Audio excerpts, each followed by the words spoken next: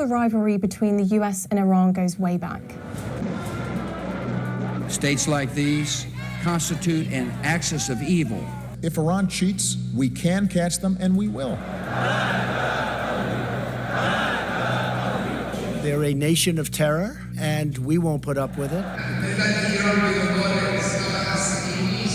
It's a complex relationship, shaped by years of Western intervention, control over oil, and regional alliances. The relationship between Iran and America has been rancorous, turbulent, tortuous, really. And now a new chapter started, with US-Israeli strikes taking out Iran's leader, hundreds of civilians paying the price for ongoing attacks, and now a full regional war. There is concern about what happens next and where this actually ends. We're standing on this cliff and peering over the edge and not sure what's going to be there. So how do we get here? I'm Oliver Nikido-Lynham, and this is Sky News Explains. It's important to say that relations between the US and Iran didn't start in 1953, and Iran has its own rich history, which precedes all of this. But to understand the dynamic between the US and the Islamic Republic, let's start at 1953.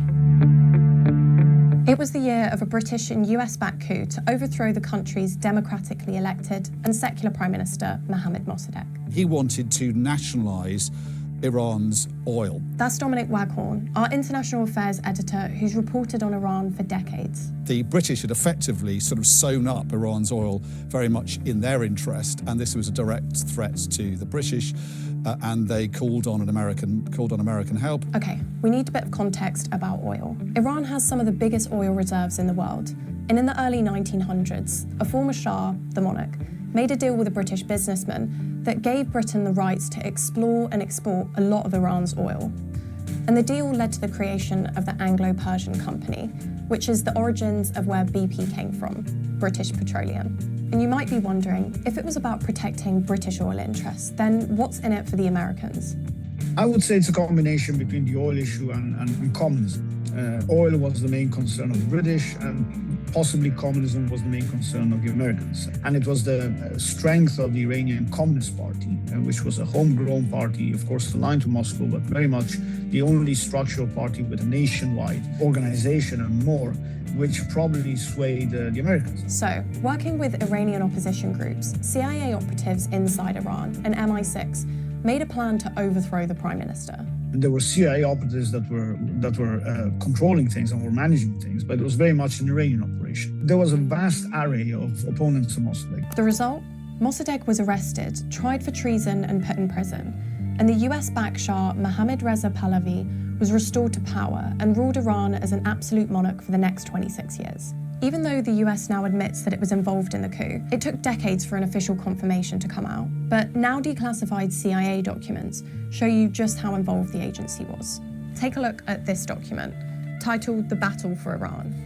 It says here that the military coup that overthrew Mossadegh and his National Front cabinet was carried out under CIA direction as an act of US foreign policy, conceived and approved at the highest levels of government.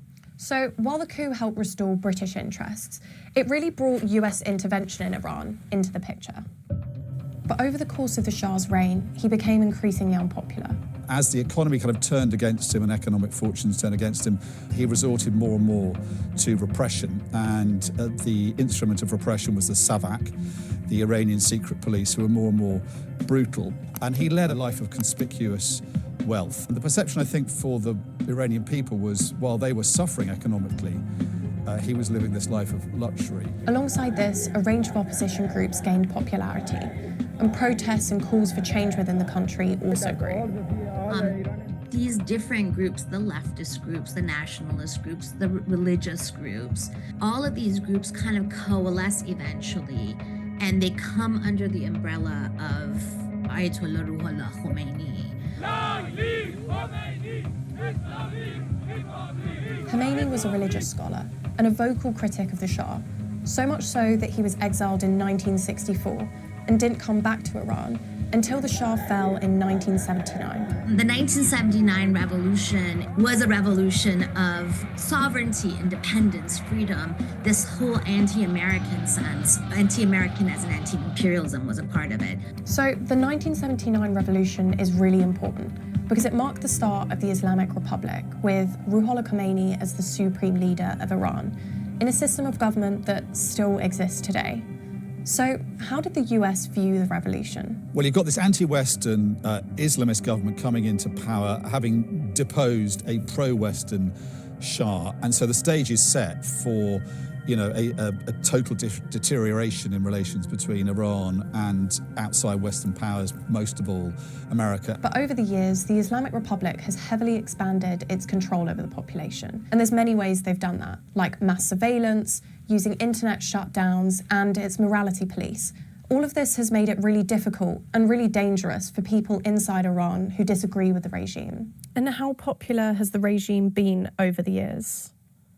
It depends who you talk to, I think, and it's hard to say because it's hard to go there, it's hard to operate when you go there, and if you do go there, you are in the care of government-appointed hosts, if you like, or minders, however you want to characterise them, on the underground. I remember one guy came up to me and he said, "Don't listen to a word they say, they're lying."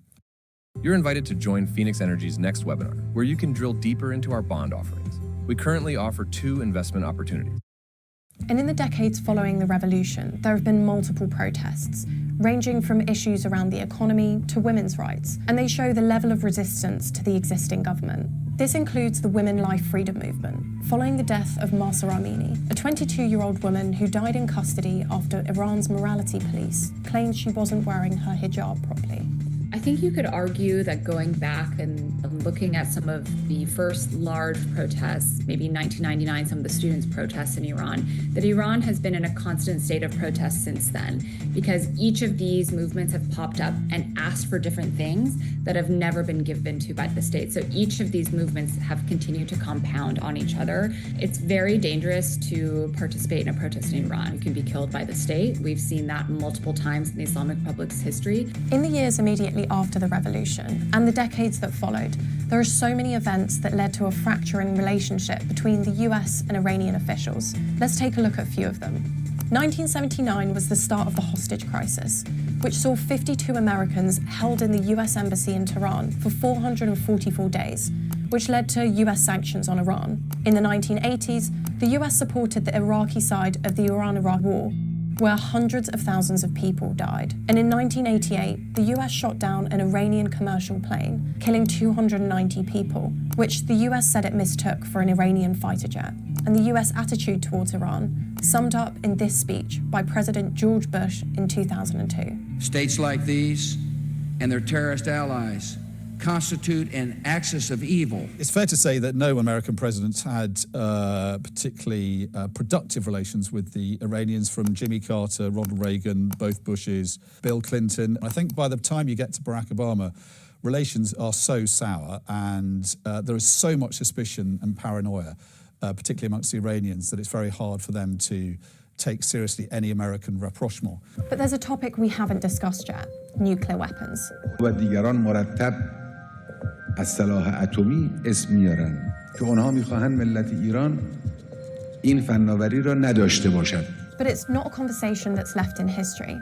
It's still going on today, with Donald Trump referring to it as one of the reasons why we're seeing US strikes in Iran right now. This terrorist regime can never have a nuclear weapon. Talking about Iran's nuclear capabilities really deserves its own episode. But basically, the US and a lot of the international community have long feared that Iran could be building its own nuclear weapon. Right now, there's no confirmed evidence that they've built one, and Iran's always denied it. But it's really complicated. Their critics and most skeptics have always assumed that the Iranians were trying to build a nuclear weapon with their nuclear program, because the level to which they've been enriching uranium over the years far exceeds what you need for civilian purposes. And they have used, though, the threat of the way they've been perceived of trying to build the bomb as a way of effectively blackmailing the international community. But there was a breakthrough between the US, Iran, and other countries back in 2015. Under the deal, Iran agreed to significantly limit its nuclear activities and let international inspectors in exchange for economic sanctions being lifted. That didn't open relations, but it kind of brought every temperature down until President Trump. As you just heard, it didn't last long. Trump withdrew from it, calling it The horror show. bringing the temperature back up. It's a terrible deal. The minute I collapsed that deal and terminated it, Iran went in a very bad direction. Although we've spoken a lot about the relationship between US and Iranian officials, there are a lot more countries that we need to mention. Since the 1979 revolution, the US had become a dominant force in the Middle East, both in terms of its influence and military power. In response, Iran began building its own sphere of influence, starting with Hezbollah in Lebanon.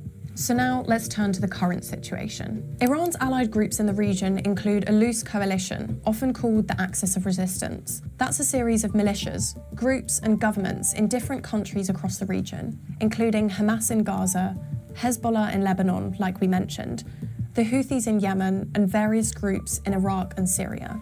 These are all individual groups, but have been close allies for Iran. As for the US, its allies include most notably Israel, but also Saudi Arabia, Jordan, Bahrain, Qatar, Kuwait, and the UAE. Oman is neutral and even helped facilitate talks between Iran and the US before the war, but it's been drawn into it after it was hit by Iran. And the relationship between Iran and its allies over the years really matters, but what's changed is that a lot of them have been weakened. For example, Hamas and Hezbollah. So that brings us to today. It's 6:30 a.m. While everyone's still sleeping, I'm getting in my 7-minute Tai Chi walking routine before work. I'm 52, started a month ago. Yesterday, my boss literally didn't recognize me. Very large boom. Well, you'll be well aware that that is an air raid siren that is being activated. And the war in the Middle East that marks a whole new chapter for this story. The United States military began major combat operations in Iran. Just days before this, though, the US and Iran were in fact in talks. On the one hand, we're seeing a build-up of military hardware, an armada that was building up quite close to Iran. And on the other hand, we were seeing the nuclear talks beginning again indirectly between the United States and Iran. And those who were mediators, like the Omanis, for example, who were shuttling between the two sides, were actually indicating that things were moving quite well and that there were positive signs coming out. But since then, the targeted killing of Supreme Leader Ayatollah Khamenei marked the start of a whole series of Israeli and US strikes on Iran and its allies. And in return, Iran's responded, hitting Israel and other US allies across the region. The killing of Iran's Supreme Leader is such a big moment in history.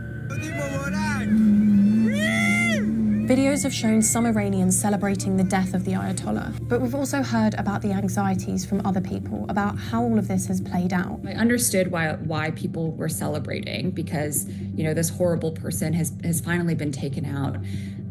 I think for me, and I think for so many people, I feel very anxious for what's to come. That's what's scary, is we're standing on this cliff and peering over the edge and not sure what's going to be there. But many civilians in Iran are paying the price for this collapse in the relationship between the US and the Islamic Republic. Iran state media says that over 1,000 civilians in Iran have been killed so far. That includes an explosion at a school in Manab that killed more than 160 people. Most of them were children. The US government has listed a whole range of reasons for starting this war, like regime change in Iran. When we are finished, take over your government. It will be yours to take. To destroying missiles. We are going to destroy their missiles and raise their missile industry to the ground. Alongside its own interests, the US has also spoken about Israeli interests, one of Iran's biggest rivals. We knew that there was going to be an Israeli action. We knew that that would precipitate an attack against American forces. And we knew that if we didn't preemptively go after them before they launched those attacks, we would suffer higher casualties. And Israel's been vocal about its ambitions in Iran. This is going to be a quick and decisive action. And we're going to create the conditions, first for the Iranian people to get control of their destiny. And this war has spread regionally, with Israeli strikes on Lebanon and Iranian strikes on countries across the Gulf. It's reached places where, frankly, the United States and Israel probably didn't anticipate that the Iranians would target. We've seen civilian areas in places like Dubai hit. We've seen luxury hotels hit. Places that perhaps, they just didn't think the Iranians would go there. But with the death of Khomeini, there are still so many questions about what happens next inside Iran. The Islamic Republic is not defined by Khamenei. This is not the singular leader. It doesn't start and end with him. People in Iran are, one, fearing for their lives, right? They're inside trying to dodge any type of airstrikes, but they're also getting text messages from security officials warning them to not go outside. So in times of unrest, whether it be because there's a national protest or because there's airstrikes now, the state continues to clamp down on people's lives, and it interrupts any type of opposition movement that maybe might have been brewing in that moment. So that's how we got here. But what happens next? This regional war now involves so many civilians, so many countries, and so many interests. But what's clear is that it's changed the US and Iran's complicated relationship forever. If you don't know how a conflict ends, it's deeply concerning. And you need to think about, when you enter a war, what your exit strategy and plan is. So you just get a sense that these strategies haven't been thought out. And so there is concern about what happens next and where this actually ends.